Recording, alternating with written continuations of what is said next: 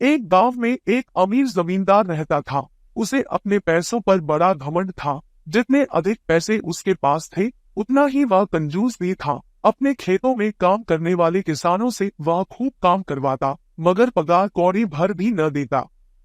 मजबूर गरीब किसान मन मारकर उसके खेत में काम करते। उसी गांव में रामू नामक एक किसान रहता था। उसके पास थोड़ी सी जमीन थी। उसी में खेती बाड़ी कर वह अपना और अपने परिवार का गुजारा चलाता था। रामू बड़ा मेहनती था। वह दिन भर अपने खेत में काम करता और अपनी मेहनत के दम पर इतनी फसल प्राप्त कर लेता कि अपने परिवार के लिए 2 वक्त की रोटी जुटा सके।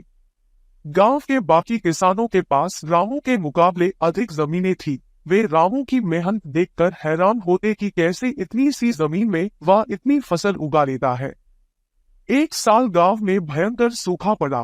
बिना बारिश के खेत खलिहान सूखने लगे। गरीब किसानों के पास सिंचाई की कोई व्यवस्था न थी। वे सिंचाई के लिए बारिश पर ही निर्भर थे, इसलिए उनकी सारी फसल बर्बाद हो गई। रामू के साथ भी यही हुआ। अपने छोटे से खेत में वह किसी तरह अपने परिवार का पालन पोषण कर रहा था।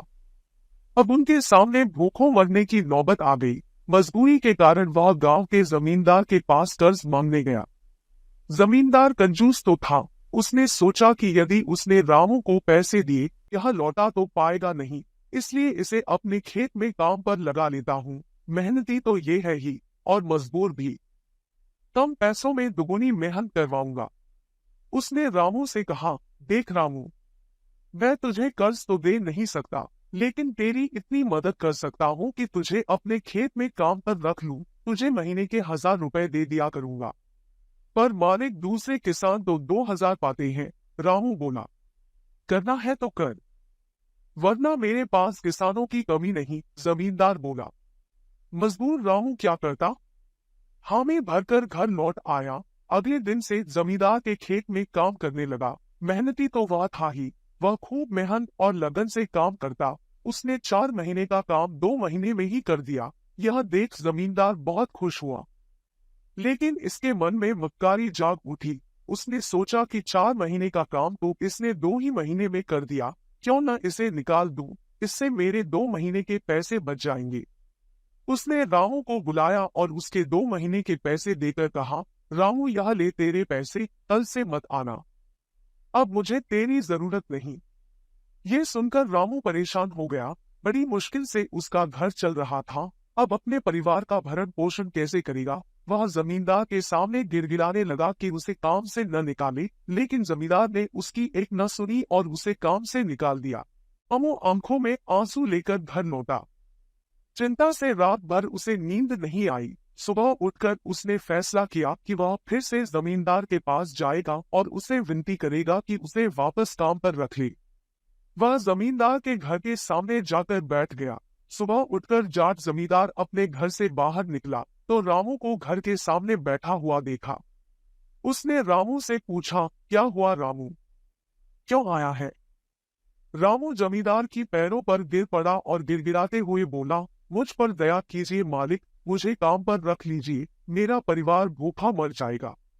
जमींदार ने उसकी एक न सुनी और उसे धक्के मार के वहां से निकाल दिया।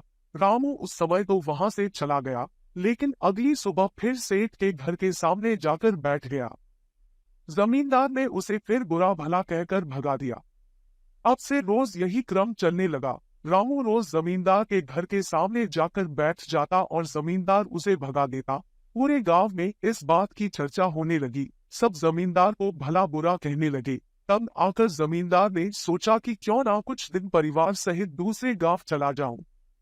मुझे घर पर ना देखकर रामू यहाँ आना बंद कर देगा। अगले दिन वह परिवार सहित दूसरे गांव अपने रिश्तेदार के घर चला गया। 10-15 दिन रिश्तेदार के घर रहने के बाद जब वह अपने घर लौटा, वह मन ही मन खुश हुआ कि चलो उसे पीछा छूटा। लेकिन वह चकित भी हुआ कि आखिर रामू ने आना बंद क्यों कर दिया। उसने गांव वालों को बुलाकर पूछा तो पता चला कि रामू घायल है और अपने घर पर पड़ा हुआ है। जमींदार ने पूछा, क्या हुआ उसे। एक जमींदार ने कहा, मालिक, आज जब दूसरे गांव चले गए थे, तब भी रामू आपके घर के सामने बैठा रहता था। एक दिन आपका खाली घर देखकर कुछ चोर चोरी करने के इरादे से आपके घर में घुसे, लेकिन वे रामू की नजर में आ गए। रामू अपनी जान की परवाह न कर उनसे उलझ गया और उन्हें भगा दिया। उनके बीच हुई हाथ-पाई के कारण रामू घायल हो गया।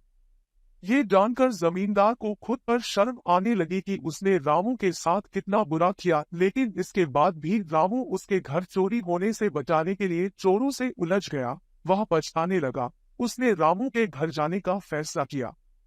वह रामू के घर पहुंचा तो देखा कि रामू बड़ी दयनीय अवस्था में चारपाई पर पड़ा हुआ है। उसके बच्चे भूख से बिलख रहे हैं। ये देख जमींदार का दिल भर आया। उसने रामू से अपने किए की माफी मांगी, उसका इलाज करवाया और ठीक होने के बाद अच्छी पगार के साथ उसे फिर से काम पर रख लिया। सीख: कभी किसी के साथ बेईमानी नहीं करनी चाहिए।